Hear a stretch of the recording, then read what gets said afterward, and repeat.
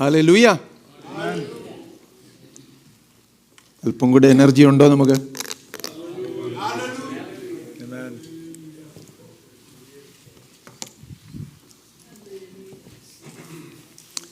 സ്തോത്രം. Hallelujah.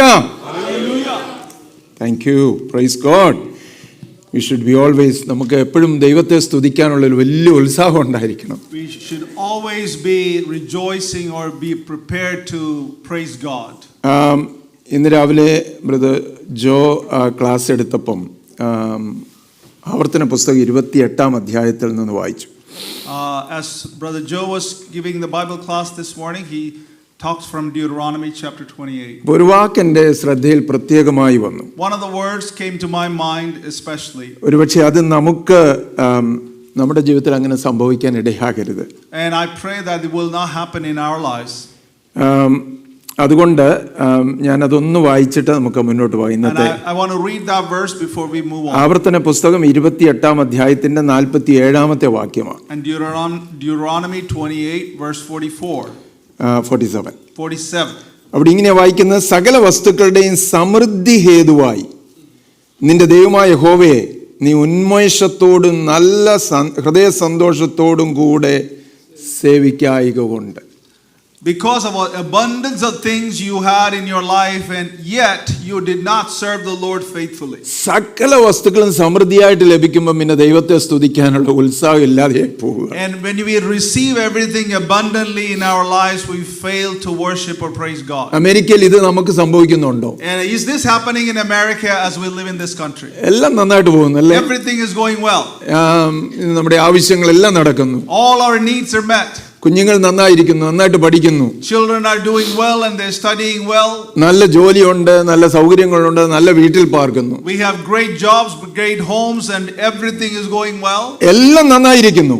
All these things are going well. അപ്പോൾ സകല വസ്തുക്കളുടെയും സമൃദ്ധി ഹേതുവായി നിന്റെ ദൈവമായ യഹോവയെ ഉന്മേഷത്തോടെയും ഹൃദയ സന്തോഷത്തോടെയും സേവിക്കാൻ ഇടയാകുന്നു. Even though we have all this plenty in your life, yet you fail to praise God and give God thanks.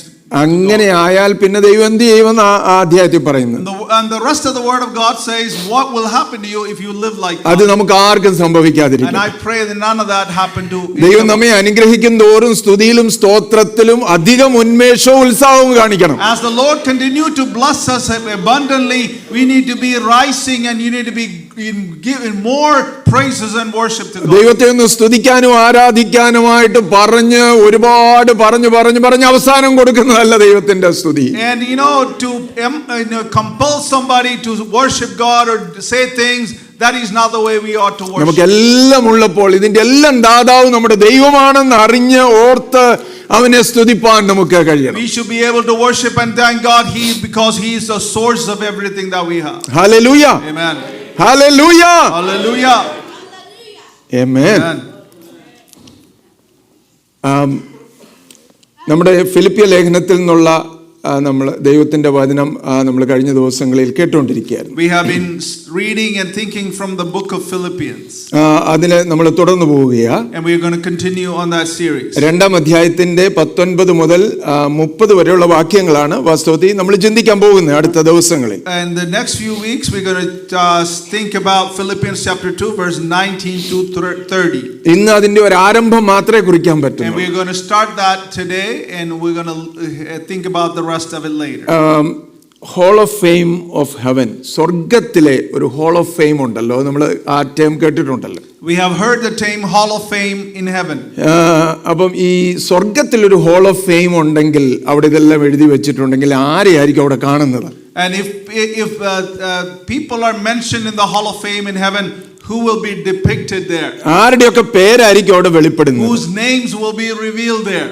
അത് അൺസങ് ആയിട്ടുള്ള കുറെ ഹീറോസ് ദൈവത്തിന്റെ വചനത്തിൽ എന്ന് പറഞ്ഞാൽ അറിയപ്പെടാത്ത, അധികം ആരും പ്രസംഗിക്കാത്ത, അധികം അറിയപ്പെടാത്ത ഒരുപാട് വിശ്വാസ വീരന്മാര് ബൈബിളിലുണ്ട്. There are great heroes of faith throughout the scripture, nobody heard of. They are unsung heroes in the scripture. അപ്പം അവരെ ആരും പറയാറില്ല, അവരെ കുറിച്ച് പറയാറില്ല. അവരിൽ ഒരുപാട് പേരുടെ പേരായിരിക്കും അവിടെ സ്വർഗത്തിൽ കാണുന്നത്. Many of the times nobody is mentioned and we will be surprised to see many of their names in the hall of fame. John Wesley എന്ന കർത്താവിന്റെ ദാസൻ പറഞ്ഞു, ഞാൻ സ്വർഗത്തിൽ ചെല്ലുമ്പോൾ 3 അത്ഭുതങ്ങൾ കാണും. And John Wesley, the great man of God, said, I will see three miracles when I get to heaven. ഒന്ന്, ഞാൻ പ്രതീക്ഷിക്കാത്ത പലരും അവിടെ കാണും. And one thing is that there will be people there that I had never expected. രണ്ട്, ഞാൻ പ്രതീക്ഷിച്ച പലരും അവിടെ കാണത്തില്ല. The second miracle is that there are people that I expected there I will not see. മൂന്ന്, ഞാൻ തന്നെ അവിടെ എത്തിപ്പെട്ട അത്ഭുതം.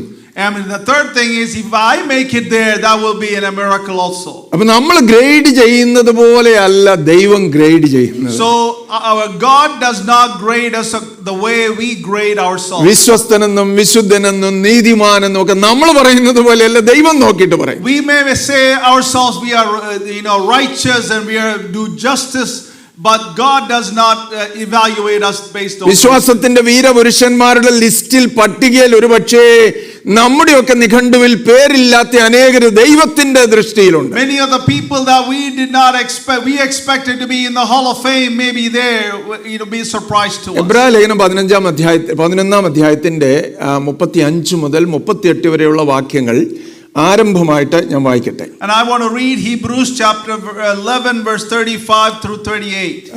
അവിടെ നമ്മൾ വായിക്കുന്നത് 35 മുതൽ, സ്ത്രീകൾക്ക് തങ്ങളുടെ മരിച്ചവരെ ഉയർത്തെഴുന്നേൽപ്പിനാൽ തിരികെ കിട്ടി, മറ്റു ചിലർ ഏറ്റവും നല്ലൊരു ഉയർത്തെഴുന്നേൽപ്പ് ലഭിക്കേണ്ടതിന് ഉദ്ധാരണം കൈക്കൊള്ളാതെ ഭേദ്യം ഏറ്റു, വേറെ ചിലർ പരിഹാസം, ചമ്മട്ടി, ചങ്ങല, തടവ് ഇവയാലുള്ള പരീക്ഷ അനുഭവിച്ചു. കല്ലേറേറ്റു, ഈർച്ചവാളാൽ ഇറക്കപ്പെട്ടു, പരീക്ഷിക്കപ്പെട്ടു, വാളാൽ കൊല്ലപ്പെട്ടു, ജടയാടുകളുടെയും കോലാടുകളുടെയും തോൽ ധരിച്ചു, ബുദ്ധിമുട്ട്, ഉപദ്രവവും കഷ്ടവും സഹിച്ചു, കാടുകളിലും മലകളിലും ഗുഹകളിലും ഭൂമിയുടെ പിളർപ്പുകളിലും ഉഴന്നു വലഞ്ഞു, ലോകം അവർക്ക് യോഗ്യമായിരുന്നില്ല. Women received back their dead, raised to life again.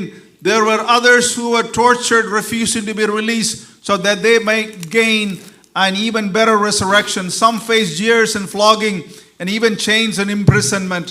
They were put to death by stoning. They were sawed in two. They were killed by the sword. They went about in sheepskins and goatskins, destitute, persecuted, mistreated. The world was not worthy for them. They wandered in the desert and mountains, living in caves and in holes in the ground.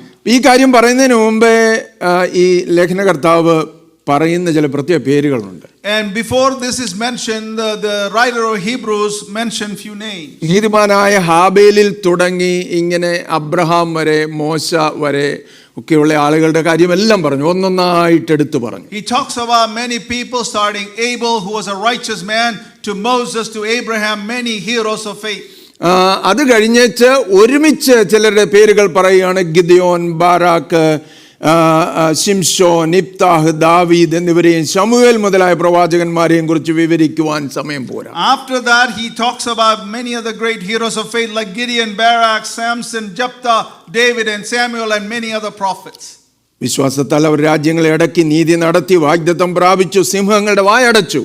They have conquered kingdoms and administered justice and gained what was promised to them, shut the mouths of lions. അതെല്ലാം പറഞ്ഞിട്ട് പേരില്ലാത്ത ഒരു പട്ടിക പറയുക. And after all they are mentioned, they're talking about a list that they don't know, he does not mention names. അത് 35 വാക്യത്തിൽ നമ്മൾ കാണുന്നുണ്ട്, മറ്റു ചിലർ.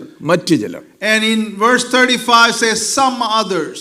അവരുടെ പേര് പറഞ്ഞിട്ടില്ല. And others are not mentioned there. അവരെ എടുത്തു പറഞ്ഞിട്ടില്ല. And they are not mentioned, their names are not mentioned. അവർക്ക് എന്തെല്ലാം സംഭവിച്ചെന്ന് ഇവിടെ ലേഖനകർത്താവ് പറയുന്നുണ്ട്, ഈ ഭാഗത്ത് പറയുന്നു. And in that passage say what happened to them. അപ്പോൾ ഇന്ന് പകലിൽ ഞാൻ പറയാൻ പോകുന്ന മറ്റു ചിലരെ കുറിച്ച്.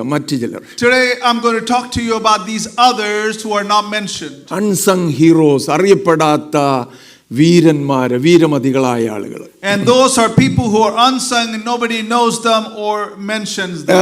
നമ്മുടെ നോട്ടത്തിൽ, നമ്മുടെ ദൃഷ്ടിയിൽ ഹീറോസ് എന്ന് പറയുന്നത് വിസിബിലിറ്റിയെ അടിസ്ഥാനപ്പെട്ട. Oftentimes our heroes are based on their visibility.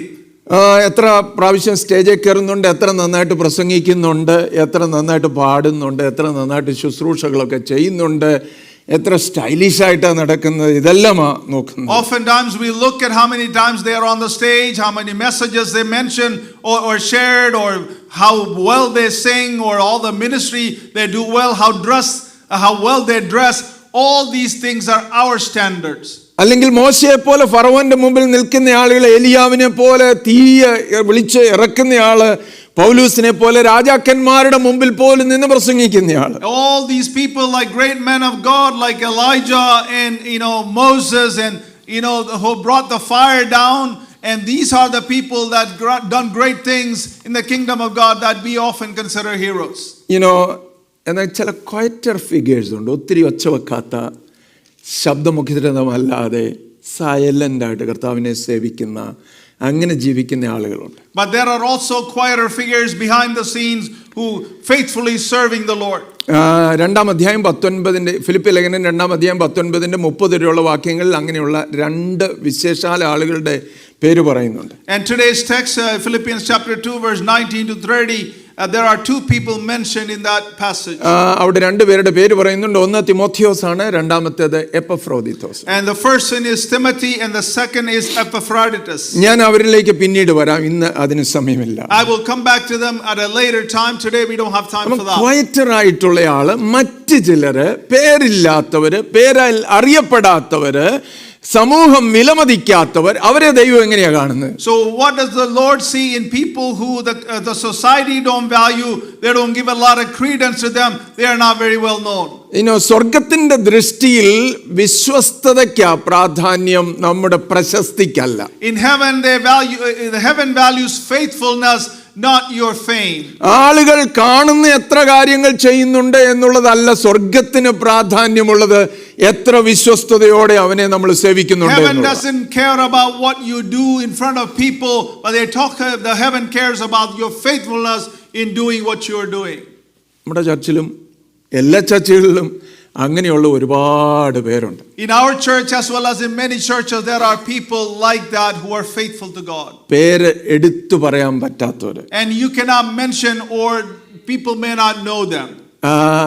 എന്നാൽ ദൈവത്തിന്റെ സന്നിധിയിൽ കണ്ണുനീരോടെ പ്രാർത്ഥിക്കുന്നവർ. When those people who are shedding tears in the presence of God, nobody knows. ശുശ്രൂഷകളിൽ ഭാഗഭാക്കാകുന്നവർ. Those who are engaged in ministry in many ways. മറ്റുള്ളവരെ സഹായിക്കുന്നവർ, ശുശ്രൂഷിക്കുന്നവർ. And those who take care of others, who also minister to others. പേരിനോ പ്രശസ്തിക്കോ വേണ്ടി അല്ലാതെ കർത്താവിനെ സേവിക്കുന്നവർ. And they do not do anything for fame or fortune or anything like that. അങ്ങനെയുള്ളവർ നമ്മുടെയും ചർച്ചിലുണ്ട് കേട്ടോ. And there are people like that in our own church. അവരെല്ലാവരും ഓർത്ത് ഞാൻ ദൈവത്തെ സ്തുതിക്കുന്നു. I thank God for every one of them. എല്ലായിടത്തുള്ള സഭകളിലും അങ്ങനെയുള്ളവരുണ്ട്. And every church in universal there are people like that. എക്കാലത്തും അങ്ങനെയുള്ളവരുണ്ടായിരുന്നു. And all throughout the history there were people like that. എനിക്ക് ഏറ്റവും സന്തോഷം തരുന്ന കാര്യം, മനുഷ്യർ അവരെ കാണുന്നില്ലെങ്കിലും ദൈവം അവരെ കാണുന്നുണ്ട്. What gives me great joy is even though people don't recognize them, God was recognized. മനുഷ്യരുടെ ദൃഷ്ടിയിൽ പ്രശംസകൾ ഒന്നും അവർക്ക് ഒരുപക്ഷേ ഉണ്ടാകില്ല. And in human eyes they will not get any accolades or praises. പക്ഷെ ദൈവം നോട്ട് ചെയ്ത് വെക്കുന്നുണ്ട്. But God is noticing them. നമ്മൾ വിശ്വസ്തയോടെ കർത്താവിന് വേണ്ടി ചെയ്യുന്നത് ഒരുപക്ഷെ മറ്റാരും അറിഞ്ഞില്ലെങ്കിലും അത് നോട്ട് ചെയ്ത് വെക്കുന്ന ഒരു ദൈവമുണ്ട്. There is a God who notes or pay attention to what we do to God, for God faithfully, even though others may not notice. എനിക്കുള്ള സമയത്തിൽ നിന്ന് അങ്ങനെയുള്ള ചിലരെ ഇന്ന് പകൽക്കാലം ചൂണ്ടിക്കാണിക്കാൻ. And with my limited time I want to point out few people like that. ഒന്നാമത് who are എന്ന് പറയുന്ന ഒരു വ്യക്തിയെ കുറിച്ച്. And there was the first I want to mention a man named Hor. പുറപ്പാട് പുസ്തകം 17-ാം അധ്യായത്തിന്റെ 8 മുതൽ 13 വരെ നമ്മൾ വായിക്കുന്നു. In Exodus chapter 17 we read from 8 through 13.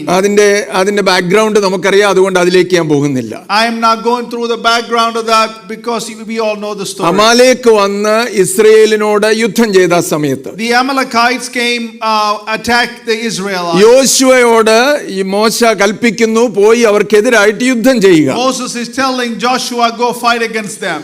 അപ്പോൾ യോശുവയും കൂടെയുള്ളവരും യുദ്ധത്തിന് അമാലേക്കിനെതിരായിട്ട് പോയി പൊരുതിക്കൊണ്ടിരിക്കുമ്പോൾ So Joshua and the rest of the Israelites went fighting against the Amalekites. മോശയും അഹ്റോനും ഹൂരും കുന്നിന്മേൽ കയറി എന്ന് എഴുതിയിരിക്കുന്നു. And it says Joshua and Aaron and Hur went onto a mountain. അവിടെ വളരെ strange ആയിട്ടുള്ള ഒരു കാര്യം നടക്കുന്നുണ്ട്. There is something strange happening.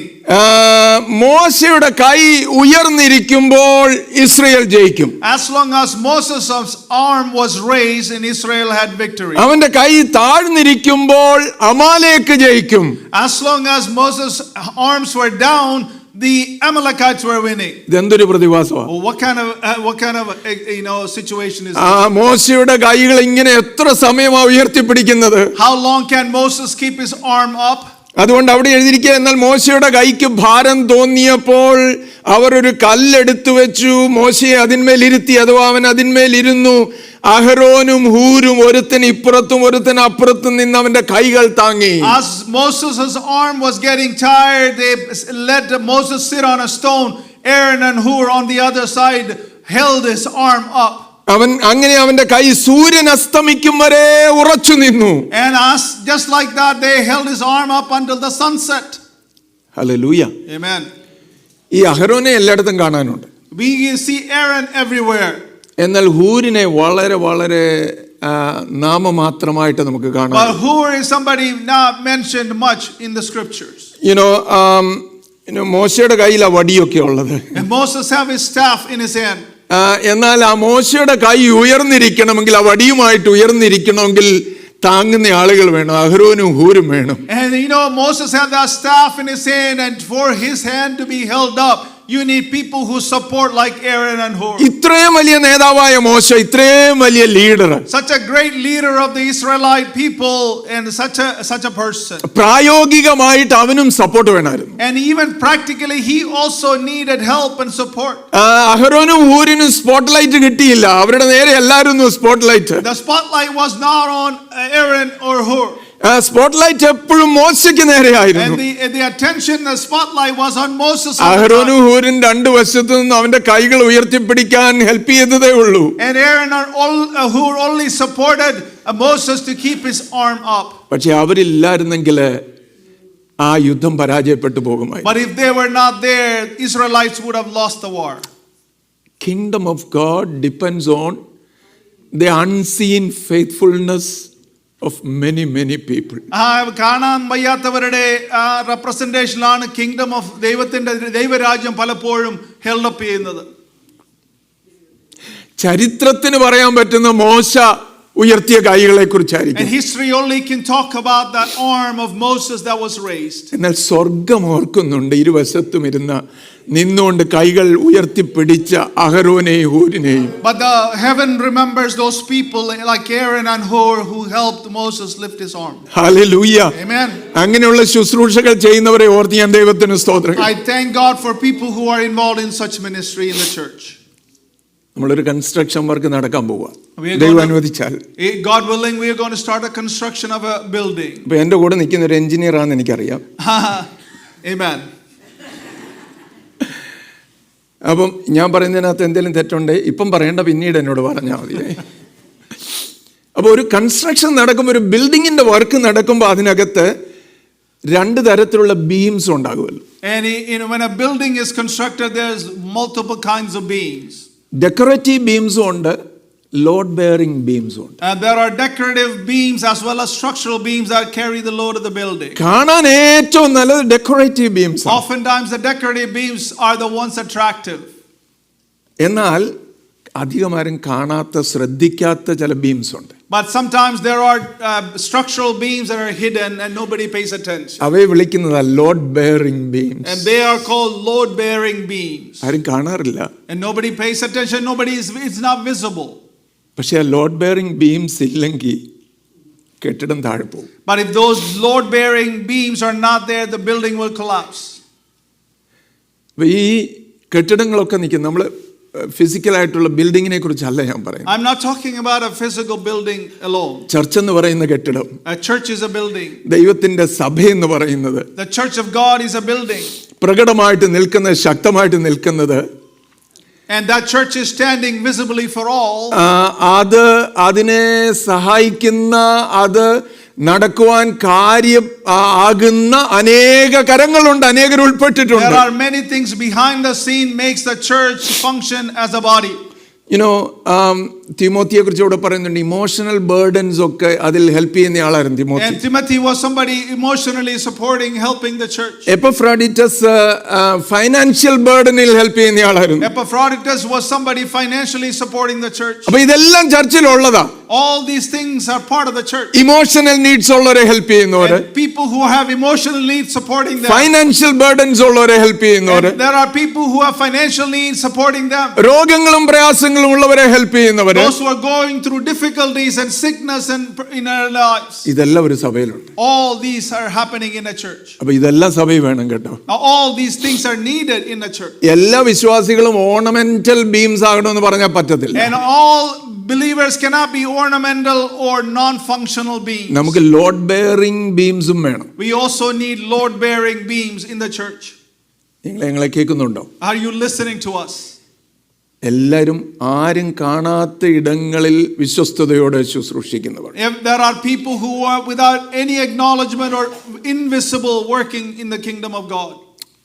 ദൈവം അതും കണക്കിടുന്നുണ്ട്, അതിനും ആളുകൾ ഉണ്ടാകേണ്ടത് അനിവാര്യമാണ്. It is very important that we need people like that. God is very considerate of them as well. ചില വിജയങ്ങൾ നടക്കുന്നതിൻ്റെ കാരണം ഇങ്ങനെ സൈലൻ്റായിട്ട് പ്രവൃത്തികൾ ചെയ്യുന്ന ചിലരുള്ളത് കൊണ്ടാണ്. And because some victories happen because there are people behind the scenes doing such work. ഈ text പറയുന്നത് അവർ കൊണ്ടുവന്ന് ഒരു സ്റ്റോൺ കൊണ്ടിട്ട് മോശെ അതിലിരുത്തിയെന്നാണ്. The text says they put a stone and let Moses sit on that stone. I don't know why ദൈവത്തിന്റെ വചനത്തിൽ അതുപോലും രേഖപ്പെടുത്തി വെച്ചിരിക്കുക. Even that minute detail is mentioned in the scripture. മോശയ്ക്ക് ഇരിക്കാൻ ഒരു കല്ല് കൊടുത്ത കാര്യം. And a stone was given for Moses to be seated. ദൈവത്തിന്റെ വചനത്തിൽ എഴുതി വെച്ചിരിക്കുക. And that is mentioned in the word of God. ചിലപ്പം ഒരു ഫോൾഡിംഗ് ചെയർ എടുക്കുന്നതായിരിക്കും നമ്മുടെ ശുശ്രൂഷയല്ലേ. Maybe our duty in the church is to fold the chairs. അല്ലെങ്കിൽ അവിടെ ഇവിടെയും കിടക്കുന്ന ട്രാഷ് ഒന്ന് പെറുക്കി മാറ്റി വെക്കുന്നതായിരിക്കും. Maybe picking up the trash that is laying around in the sanctuary or other places.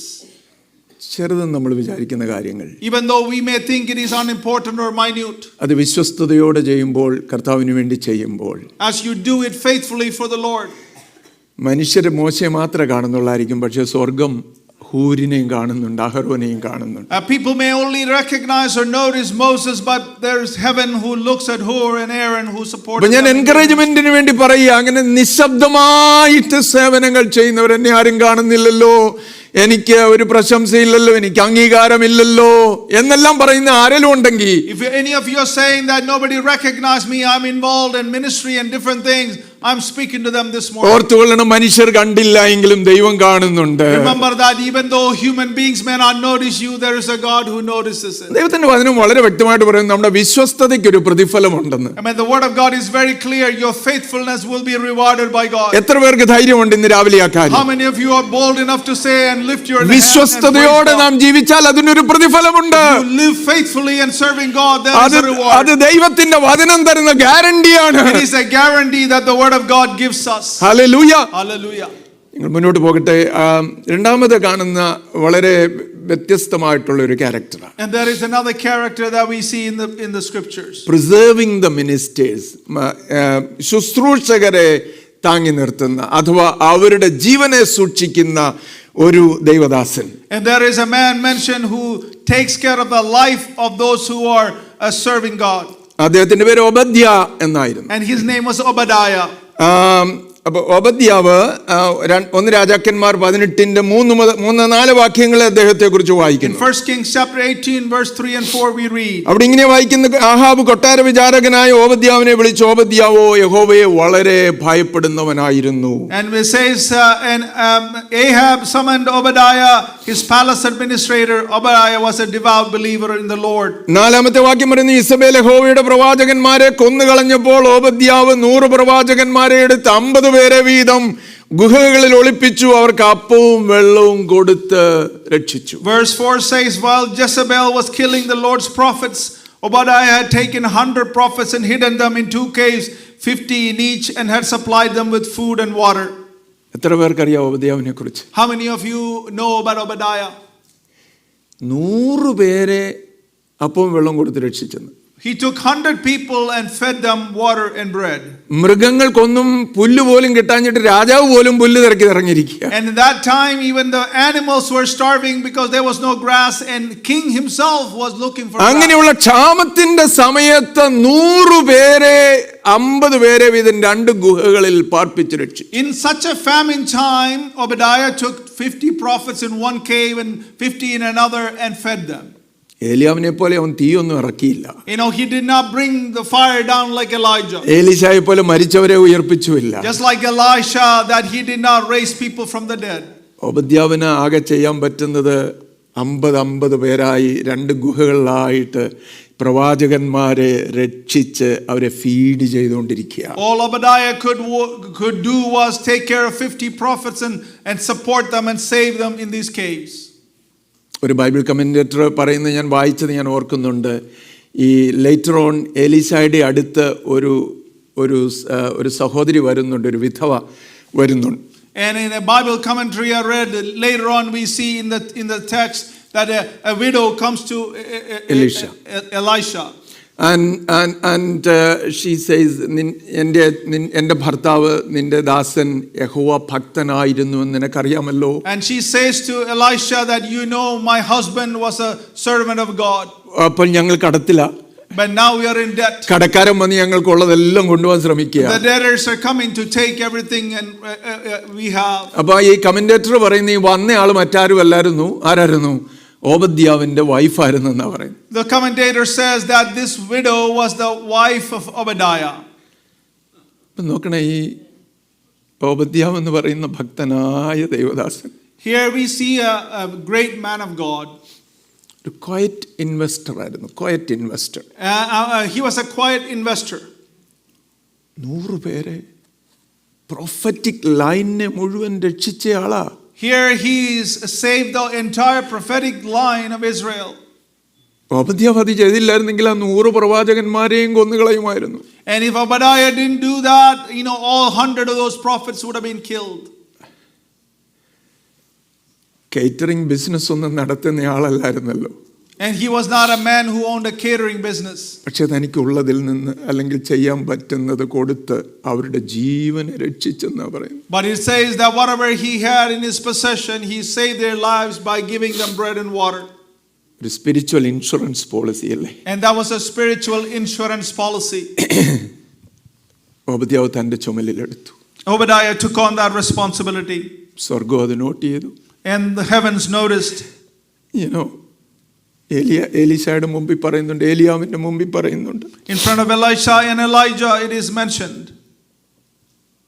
ഒരുപാട് പേര് കഷ്ടങ്ങൾ സഹിച്ച് ശുശ്രൂഷിക്കുന്നത് കൊണ്ടാണ്, തങ്ങളെ തന്നെ മറന്ന് ശുശ്രൂഷകൾ ചെയ്യുന്നത് കൊണ്ടാണ് സഭകൾ മുന്നോട്ട് പോകുന്നത്. The kingdom of God, the church of God is established and continuing because people are sacrificially doing things, forgetting their own needs and safety. അവൻ അത് ചെയ്തില്ലായിരുന്നെങ്കിൽ ആ prophetic line അവിടെ നിന്നുപോയേനെ. But if Obadiah didn't do what is mentioned here, the prophetic line would have ended in Israel. പക്ഷേ ഒരു quiet investor അവരുടെ അടുത്ത് ദിവസവും ചെല്ലുവായിരുന്നല്ലോ അപ്പവും വെള്ളം കൊണ്ട്. But every day he had to go to the cave to bring them water and the bread, and he was a quiet investor. ആ ഗുഹകളിൽ പോയി അവരുടെ ക്ഷേമം അന്വേഷിച്ച് അവർക്ക് അപ്പവും വെള്ളവും കൊടുക്കുക. Going into the caves that they were living and giving them the water and the bread every day. ഒരു ഫ്ലാഷി ആയിട്ടുള്ള വർക്കൊന്നും ചെയ്തില്ല. He was not doing any flashy work. രേഖപ്പെടുത്തി വെക്കുന്ന വലിയ കാര്യമൊന്നുമല്ല. It is not something mentioned in many places. പക്ഷേ സ്വർഗ്ഗം not ചെയ്യുന്ന ഒരു കാര്യം. But the heaven noticed. നമ്മുടെ ഇടയിൽ എത്ര ക്വയറ്റ് ഇൻവെസ്റ്റേഴ്സ് ഉണ്ട്? We have also, how many quiet investors do we have among us? എത്ര പേര് നമ്മൾ ഇൻവെസ്റ്റ് ചെയ്തിട്ടുണ്ട്? And how many people that you are invested in? നമ്മൾ എത്ര പേർക്ക് പറയാൻ പറ്റും ഞാൻ ഇൻവെസ്റ്റ് ചെയ്ത, മെന്റോർ ചെയ്ത, ശുശ്രൂഷയിൽ മുന്നോട്ട് കൊണ്ടുവന്ന, നിലനിർത്തിയ ക്വയറ്റ് ഇൻവെസ്റ്ററായിട്ട് ഞാൻ മുന്നോട്ട് കൊണ്ടുവന്നവർ എന്ന് പറയാൻ നമുക്ക് പറ്റുമോ? How many of you can say that I have invested in this person and brought him up in ministry? I have spent time and resources with this person. How many of you can say നമ്മുടെ ജീവിതം കൊണ്ട് influence ചെയ്ത എത്ര പേരുണ്ട്? How many of you have influenced others with your life? Hallelujah. Amen. നമ്മളോട് തന്നെ ചോദിച്ചാൽ മതി. We should ask that question to ourselves. ഞാൻ മുന്നോട്ട് പോകാം. മൂന്നാമതൊരു ആളിനെ കാണുന്നു. And in third, we see somebody else. മറ്റുള്ളവരെ ശ്രേഷ്ഠതയിലേക്ക് കൊണ്ടുവരുന്ന ഒരാളാണ്. And here we see somebody who brings others to a higher level. അത് മറ്റാരുമല്ല, ബർണബാസാ. And that is Barnabas, nobody else. അപ്പോസ്തല പ്രവൃത്തി 9-ാം അധ്യായത്തിലും 11-ാം അധ്യായത്തിലും അവനെ കുറിച്ച് And എഴുതിയിട്ടുണ്ട്. in Acts chapter 9 and in chapter 11 it is mentioned of him. വായിക്കാൻ സമയമില്ല, സമയം വളരെ പെട്ടെന്ന് And പോകുന്നു. the time is past, so I don't want to take the time to read. Barnabas എന്തുവാ ചെയ്തത്? What did he do? Barnabas അപ്പോസ്തലനെ പൗലൂസിനെ മുന്നോട്ട് കൊണ്ടുവന്നയാളാ. And Barnabas is the one brought Paul into ministry. അവിടെ 26-ാം വാക്യത്തിൽ 9-ാം അധ്യായത്തിന്റെ 26-ാം വാക്യത്തിൽ എഴുതിയിരിക്കുന്നത്, പൗലൂസ് യെരൂശലേമിൽ എത്തിയാറെ ശിഷ്യന്മാരോട് ചേരുവാൻ ശ്രമിച്ചു, എന്നാൽ അവനൊരു ശിഷ്യനെന്ന് വിശ്വസിക്കാതെ എല്ലാവരും അവനെ പേടിച്ചു. And Paul came to Jerusalem, he tried to join the disciples, but they were afraid of him because of his past. ബർണബാസോ അവനെ കൂട്ടി അപ്പോസ്തലന്മാരുടെ അടുക്കൽ കൊണ്ടുവന്നു. But Barnabas took him and brought him to the apostles. 11-ാം അധ്യായത്തിന്റെ 22-ാം വാക്യം. And chapter 11 verse 22. യെരൂശലേമിലെ സഭയുടെ ചെവിയിൽ ഈ വർത്തമാനം എത്തിയപ്പോൾ അവർ ബർന്നബാസിനെ അന്ത്യോക്യയോളം പറഞ്ഞയച്ചു. News of this reached the church in Jerusalem, and they sent Barnabas to Antioch. അവൻ അന്ത്യോക്കിൽ ചെന്ന് ദൈവ കൃപ കണ്ട് സന്തോഷിച്ചു. When he arrived and saw the grace of God and done, he was glad. ഏറ്റവും ബുദ്ധിമുട്ടുള്ളൊരു കാര്യമല്ലേ? This is something very difficult. മറ്റുള്ളവരുള്ള ദൈവകൃപ കണ്ട് സന്തോഷിക്കാൻ പറ്റുന്ന എത്ര പേരുണ്ട്? To rejoice in the grace of others, it is very difficult to do. എന്നിൽ കൂടെ വന്നതല്ലേ ഞാൻ സന്തോഷിക്കത്തില്ല, അല്ലേ? If it didn't come through me, I'm not going to be rejoicing. ഞാൻ അതിന് മുഖാന്തരമാണെങ്കിൽ എനിക്ക് അതിനകത്ത് പങ്കുണ്ടെന്ന് ധൈര്യം ഉണ്ടെങ്കിൽ ഞാൻ സന്തോഷിക്കും. And I will rejoice if I was part of it, it was brought through me.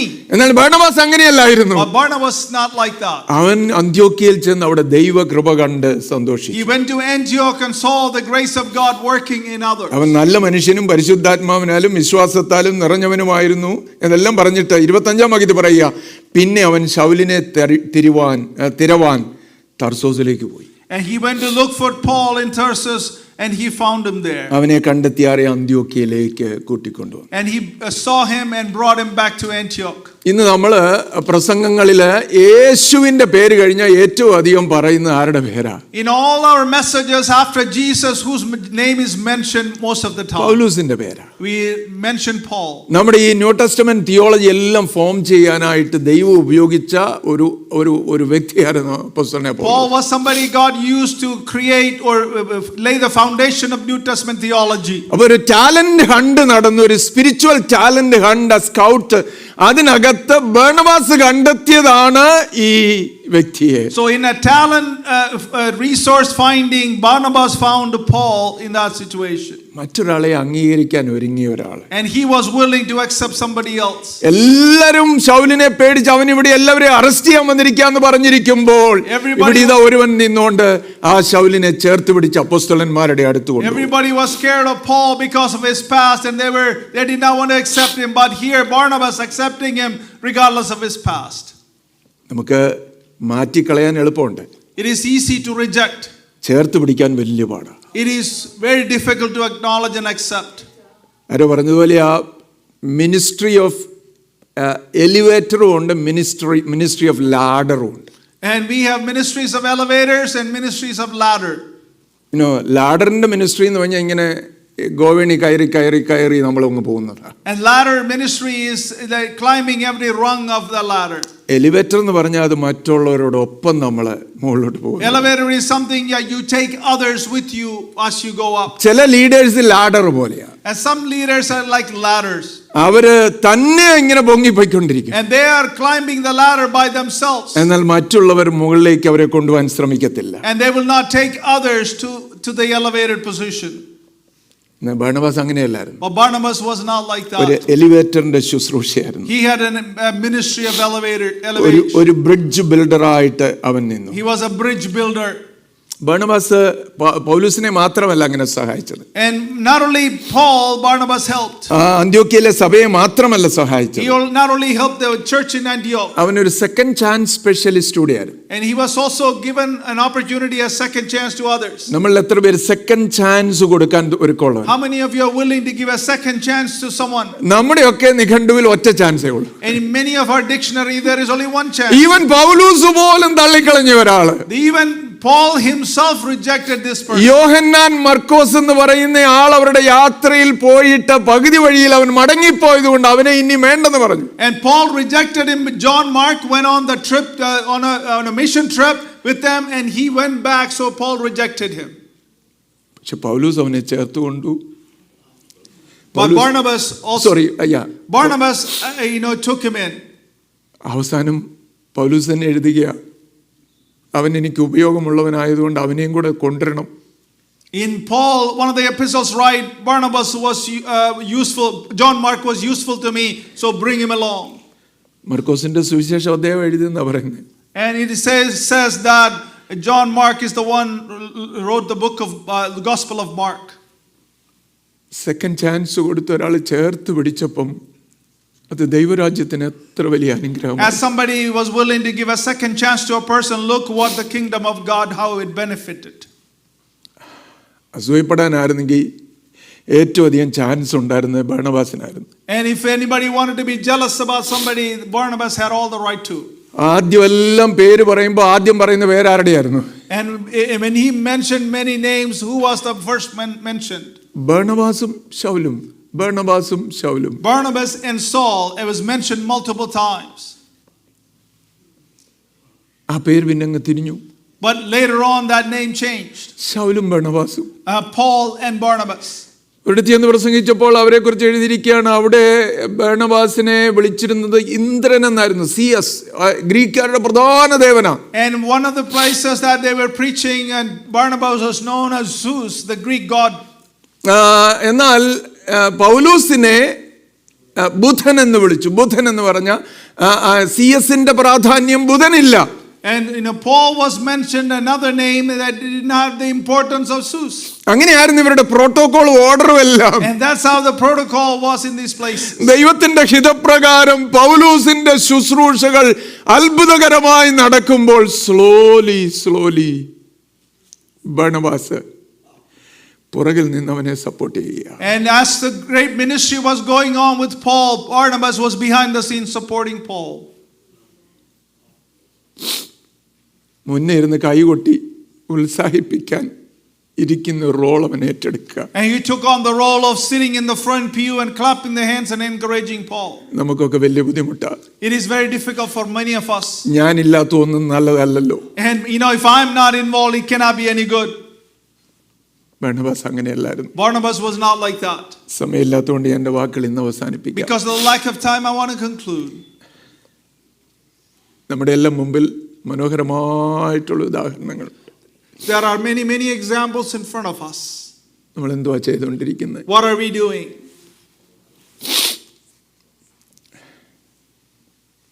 ഹൂരിനെ പോലെ മറ്റാരും കണ്ടില്ലെങ്കിലും ഫ്ലാഷി അല്ലെങ്കിലും നമുക്ക് ചെയ്യാൻ പറ്റുന്നത് ദൈവരാജ്യത്തിന് വേണ്ടി ചെയ്യുന്നവർ.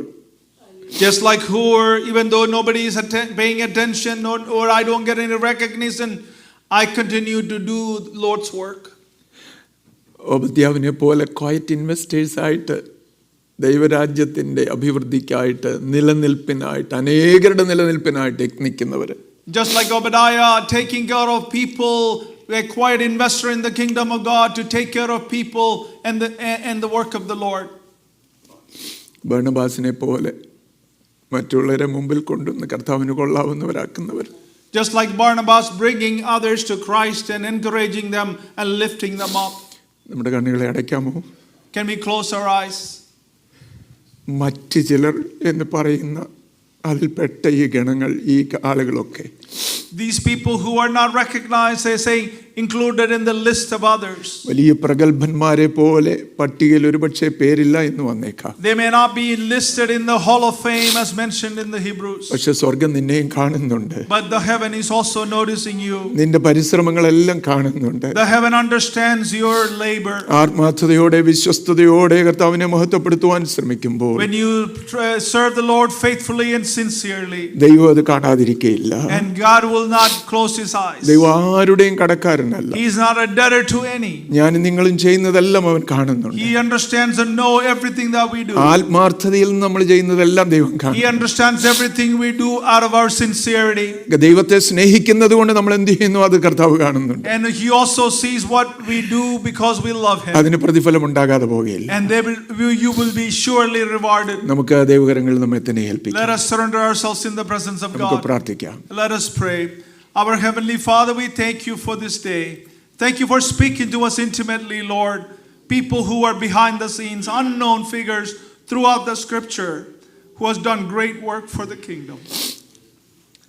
Oftentimes we look for recognition, we look for stage, we look for others to notice us. Father, there are people who are behind the scenes doing great work, encouraging others, to giving quietly to the kingdom of God, to support people who are in need and seeing the need of others. We thank you for those people also. Thank you for because the kingdom belongs to those people. They may not be recognized, they may not be noticed. Thank you for such people in our own church. Thank you for such people in the kingdom of God. We lift them up to you this morning, Father. Help us, help us. Thank you for speaking to us intimately this morning. Amen. I pray those who are unknown, nobody knows. I pray that give them the courage, give them the understanding, give them the wisdom to do such work in the church of God, Lord. The 20% doing 80% of the work in many churches, Lord. I mean, pray for those people. And we thank you for enabling your servant to bring this word to us this morning. Help us to apply this in our lives and not to reject it, oh God. Take it to heart. We thank you and we praise you. We honor you. You alone are worthy of our praises. Amen. In Jesus Christ, the Lord's precious name, we pray. Amen. Amen. Thank you, Sam. Thank you all for listening.